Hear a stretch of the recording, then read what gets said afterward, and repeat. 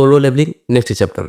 तो आगे के इस चैप्टर में होता ये है कि एसबोन अब इंटरनल रेस्ट में जाने वाला है और वो अपनी सारी पावर को संग जिन्वू को दे देता है। यहीं पर जिन्वू का सिस्टम कहता है अब जब शक्ति पर कोई लिमिट नहीं बची, सभी कमांडर रैंक सोल्जर अपनी फुल पावर वापस पा लेंगे। कमांडर रैंक सोल्जर इग्रिस की ताकत अब पूरी तरह से रिस्टोर हो चुकी है।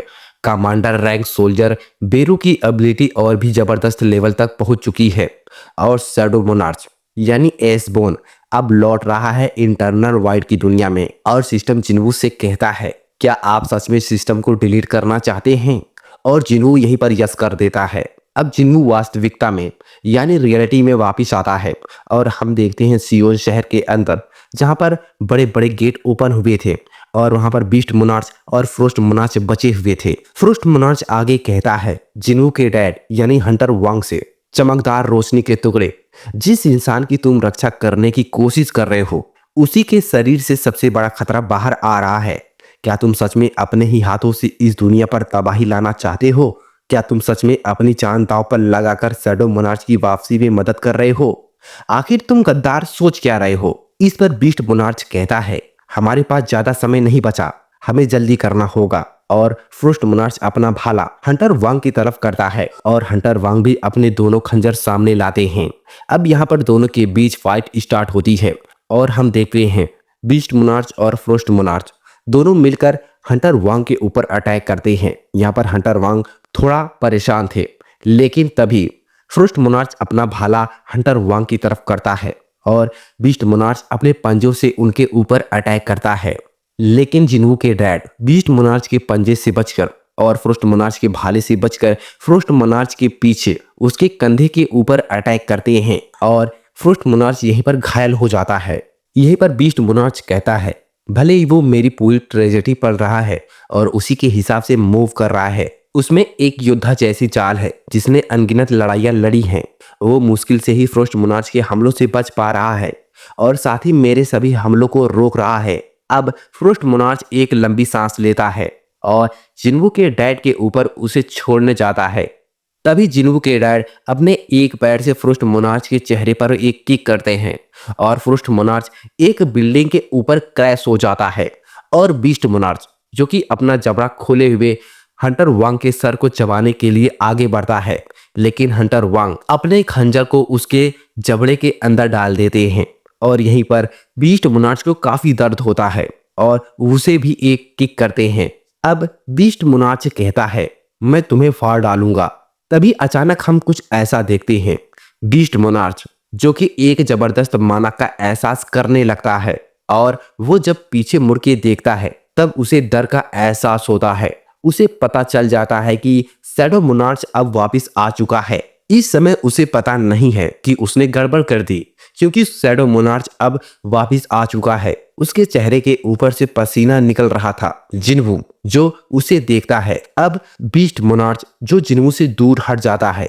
अब फ्रोस्ट मोनार्च उस टूटी हुई बिल्डिंग से बाहर आता है और कहता है ये मुझ पर फिर से काम नहीं करेगा, चलो अब हम फिर से उसके ऊपर हमला करते हैं। यहीं पर बीस्ट मोनार्च कहता है नहीं, मैं इन सब से बाहर जा रहा हूँ, मुझे इस लड़ाई में अब नहीं शामिल होना। यहीं पर फ्रोस्ट मोनार्च चिल्लाते हुए कहता है इतनी दूर आने के बाद तुम रुक रहे हो? क्या तुम अपना आपा खो बैठे हो?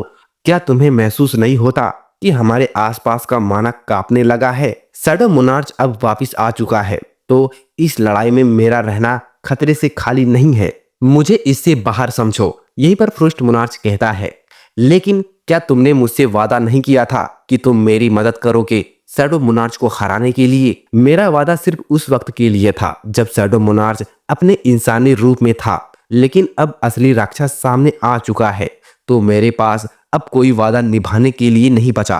अब फ्रोस्ट मोनार्च चिल्लाते हुए कहता है फिर भी तुम पूंछ दबाकर भाग रहे हो जबकि तुम खुद बीस्ट मोनार्च हो। फ्रोस्ट मोनार्च तुम मुझे नहीं समझ पाओगे क्योंकि तुमने कभी शैडो मोनार्च की असली ताकत का अनुभव नहीं किया। मैं तुम्हारी किस्मत के लिए प्रार्थना करूंगा। और बीस्ट मोनार्च एक पोर्टल खोलकर वहां से भाग जाता है। अब फ्रोस्ट मोनार्च जो कि उस बैटलफील्ड पर अकेला था, जिन्वू के डैड और जिन्वू एक तरफ। अब फ्रोस्ट मोनार्च कहता है वो बेवकूफ है, अब तुम फ्रोस्ट मोनार्च का आतंक महसूस करो कायर, ये मेरी असली ताकत है। और फ्रोस्ट मोनार्च अपनी पूरी ताकत का इस्तेमाल करता है हंटर वांग के खिलाफ, और वहां पर एक बहुत बड़ा तूफान लाता है जिसके अंदर से बहुत सारे भाले इधर उधर जाकर लग रहे थे। और वहां के जो लोग थे वो कहते हैं, ध्यान रखना ये तुम्हें ना लग पाए, हम पीछे हट रहे हैं, सब लोग तुरंत यहाँ से चले जाओ। यहीं पर जिन्हों के डैड के ऊपर फ्रोस्ट मोनार्च एरो से हमला करता है। हंटर वांग के ऊपर अनगिनत एरो आते हैं और फ्रोस्ट मोनार्च कहता है, तुम लोगों ने मुझे चुनौती देने की हिम्मत कैसे की, जबकि तुम्हें अपनी जगह का पता ही नहीं है। और फ्रोस्ट मोनार्च आसमान के ऊपर एक बड़े से पहाड़ जैसे क्रिस्टल का निर्माण करता है और कहता है, सैडम मोनार्च के साथ तुम भी व्हाइट फ्लेम में कैद हो जाओगे। अब जिन्हो के डैड यानी हंटर वांग कहते हैं, क्या वो सच में इस पूरे इलाके को तबाह करने वाला है? तभी हंटर वांग के कंधे के ऊपर एक तीर आकर लग जाता है और उन्हें चोट लग जाती है और वो अपनी आंखें ऊपर करते हैं। वो देखते हैं कि अनगिनत बाढ़ यानी तीर उनके ऊपर आ रहे थे, लेकिन तभी कुछ ऐसा होता है। हम देखते हैं बेरू को। बेरू जो आसमान के ऊपर जो क्रिस्टल था उसके टुकड़े टुकड़े कर देता है और इग्रिस अपने तलवार को आगे करके उन तीर और बर्फ के टुकड़ों से जिन्हों के डैड को बचाता है और कहता है, इतनी कम ताकत के साथ तुम खुद को सम्राट समझने की भूल मत करना। अब फ्रोस्ट मोनार्च कहता है, वो मेरे जादू से बाहर आ गया। क्या अब कमांडर रैंक सोल्जर अपनी असली ताकत हासिल कर चुके हैं? तो इसका मतलब ये है कि शैडो मोनार्च वापिस आ गया।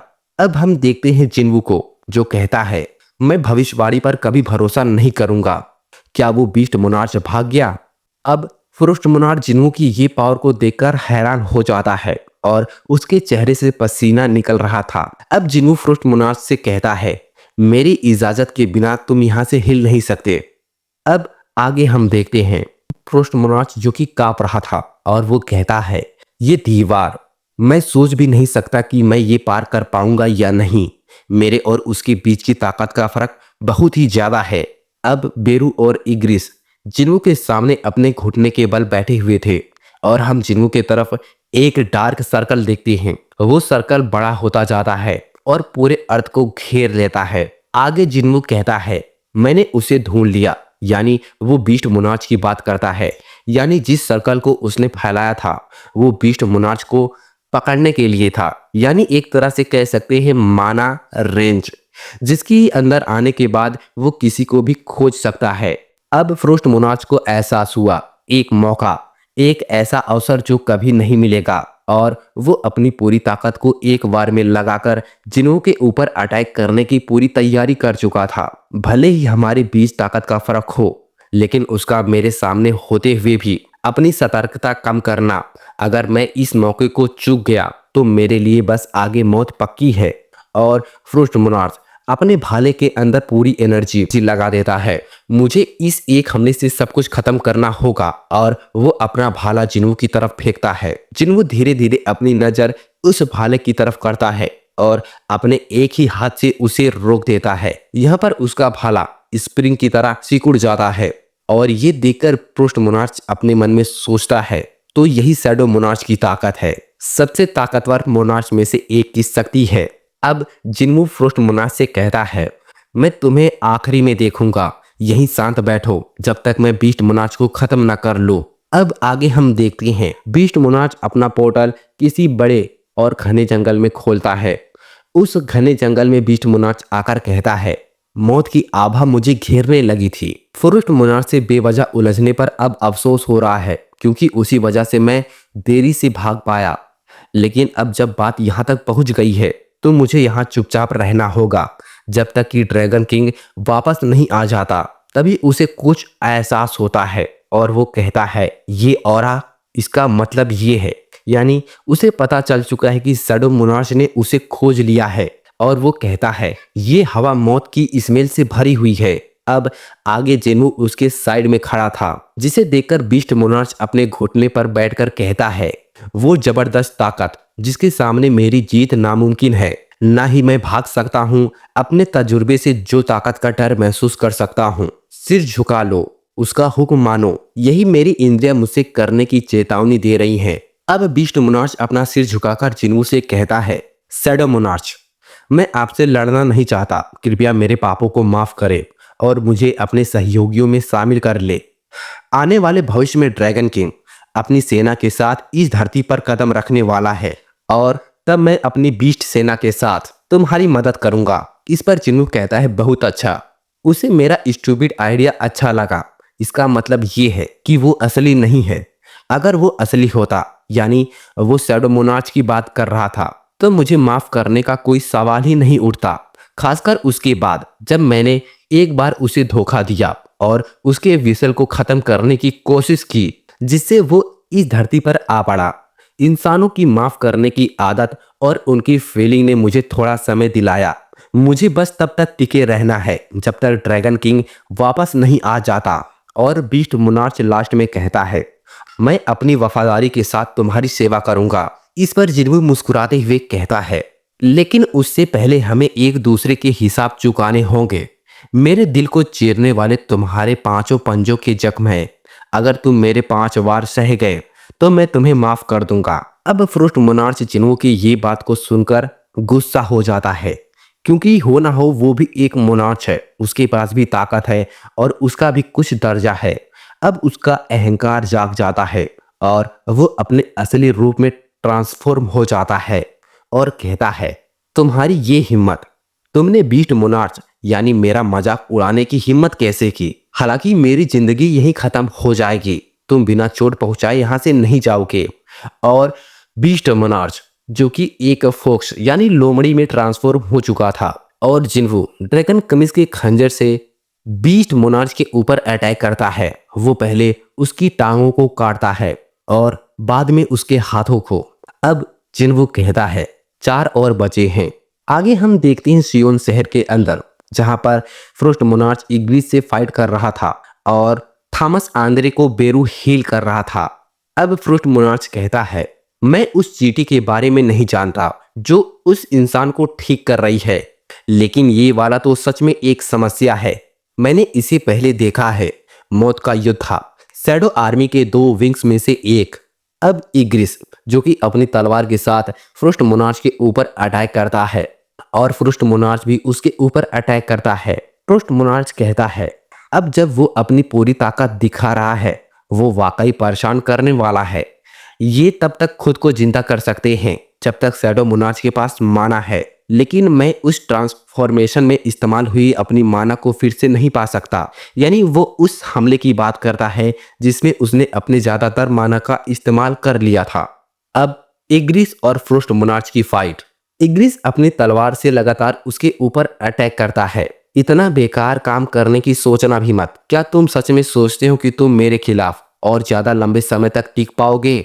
इस पर इग्रिस अपनी तलवार खड़ा करता है और आगे वो अपने विंग्स यानी अपने पर्दे को जो उसके पीछे लगा था उसे फैलाता है और उसके अंदर से जिन्वू बाहर आता है। तभी फ्रोस्ट मोनार्च उसे देखकर डर जाता है और जिन्वू बीस्ट मोनार्च के नाखूनों को उसके सामने फेंकता है और कहता है, बीस्ट मोनार्च अब मर चुका है। ये बात सुनकर फ्रोस्ट मोनार्च कहता है, उसने कुछ ही मिनट में बीस्ट मोनार्च को मार डाला। जिन्वू आगे कहता है, प्लेग मोनार्च, बीस्ट मोनार्च और फ्रोस्ट मोनार्च, इन तीनों मोनार्च की मौत दूसरे मोनार्च के लिए वार्निंग का काम करेंगी।